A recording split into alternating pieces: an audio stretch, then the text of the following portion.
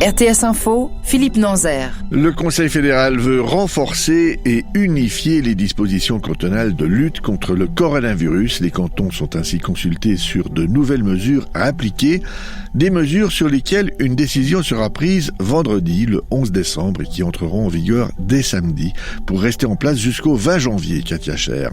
À l'heure où une partie de la Suisse romande se réjouissait d'une réouverture des restaurants ce jeudi, le Conseil fédéral donne un nouveau tour de vis.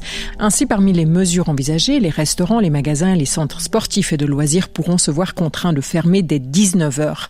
Les réunions privées seront limitées à 5 personnes issues de 2 ménages maximum, sauf les jours de fête, comprenez les 24, 25, 26 et 31 décembre, des jours pour lesquels la limite est fixée à 10 personnes. Les manifestations publiques seront interdites, à l'exception des célébrations religieuses et des assemblées législatives. L'interdiction concerne aussi les activités culturelles, même scolaires, comme les événements professionnels. Le Conseil fédéral souligne que la situation sanitaire s'aggrave en Suisse et que si elle devait se détériorer encore, des mesures plus sévères, comme la fermeture des restaurants et des magasins, pourraient être prises lors de sa réunion du 18 décembre prochain. Et puis, les procureurs suisses veulent harmoniser les sanctions pour les infractions liées au non-respect des mesures anti-Covid. Hier, ils ont publié leurs recommandations en la matière, recommandations plurielles, une liste de contraventions plus ou moins salées selon les cas. Malika Shalom. 2 000 francs, c'est la sanction la plus élevée. Elle concerne les organisateurs ou exploitants qui n'auraient pas mis de plan de protection en place dans leur établissement. Jusqu'à 1 000 francs si leur plan existe mais qu'il est insuffisant. 2 000 francs aussi pour l'organisateur d'une manifestation de plus de 50 personnes. Pour les particuliers, ne pas respecter une quarantaine pourrait coûter jusqu'à 1 500 francs et 1 000 francs si on se soustrait à une visite médicale. Et ce sera 250 francs si on ne porte pas de masque dans les transports publics, les magasins ou les espaces publics clos, ou si on désobéit à une mesure cantonale. Mais ce sont bien des recommandations sur lesquelles les autorités peuvent se baser. L'un des éléments décisifs pour fixer une peine reste la liberté d'appréciation du juge. Les CFF et Trenitalia suspendent leur liaison transfrontalière entre la Suisse et l'Italie. Une décision qui prendra effet demain, jeudi, et pour une durée indéterminée. Ainsi, les trains grandes lignes rouleront jusqu'à la frontière, mais ne la franchiront pas. Le trafic régional entre Brigue et Domodossola n'est toutefois pas touché. Le service régional Thilo entre le Tessin et la Lombardie est en revanche concerné, c'est ce qu'indique le communiqué des CFF. Cette décision est basée sur un décret du gouvernement italien pour lutter contre le coronavirus. Le budget 2021 du canton de Vaud est adopté après avoir écarté les ultimes amendements, notamment au sujet de l'accord canton-commune sur la facture sociale. Les députés du Grand Conseil vaudois ont voté pour.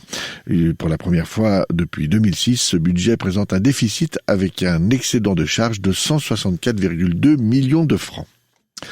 À l'étranger, la Cour suprême des États-Unis a infligé hier un nouveau revers cinglant à Donald Trump.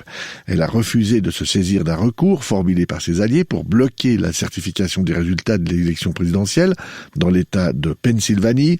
La plus haute juridiction du pays, qui compte pourtant 3 magistrats nommés par Donald Trump sur 9, n'a pas motivé sa décision et aucun de ses membres n'a notifié être en désaccord. Plus d'1 mois après le scrutin présidentiel, le président républicain sortant refuse toujours de concéder sa défaite face au démocrate Joe Biden. Du sport avec du hockey sur glace tout d'abord en National League. Genève Servette s'est imposé 4-3 au tir au but dans sa patinoire hier soir face à Fribourg-Gotteron.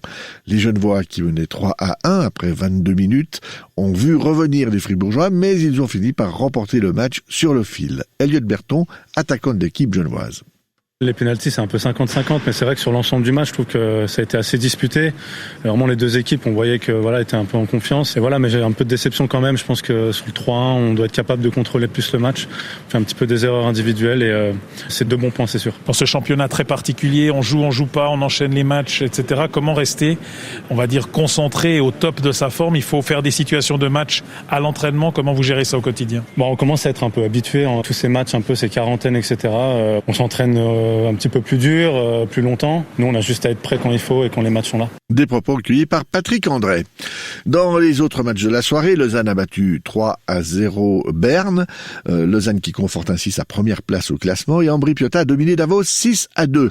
En Swiss League, succès de la Chaux-de-Fonds 5-3 sur Grasshopper. Ajoie a battu Turgovie 1-0. Ici, s'est imposé à Langenthal 6-2.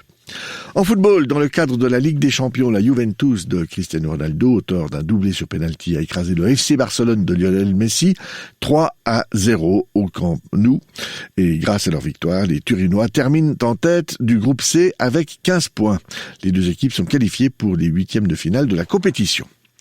Météo, aujourd'hui, le ciel sera le plus souvent très nuageux avec par moments quelques faibles précipitations qui seront plus fréquentes le long des Préalpes et en direction de la Suisse alémanique. La limite des chutes de neige se situera vers 500 mètres. Et en cours d'après-midi, le temps va devenir sec, sauf dans les Préalpes où les précipitations ne cesseront qu'en soirée. Côté température en plaine, il fera tout au plus 2 degrés sur le plateau et 4 degrés en Valais. Et puis jeudi, demain donc, la plupart du temps, nous aurons du stratus sur le plateau jusqu'à 1000 mètres d'altitude. Et puis au-dessus, dans les autres régions, le temps sera assez ensoleillé au début de la journée, mais des passages nuageux vont aller en augmentant à partir de l'ouest. Les températures, elles, en plaine et au milieu de la journée, indiqueront 0 degré sur le plateau et 4 degrés en Valais. Espace 2.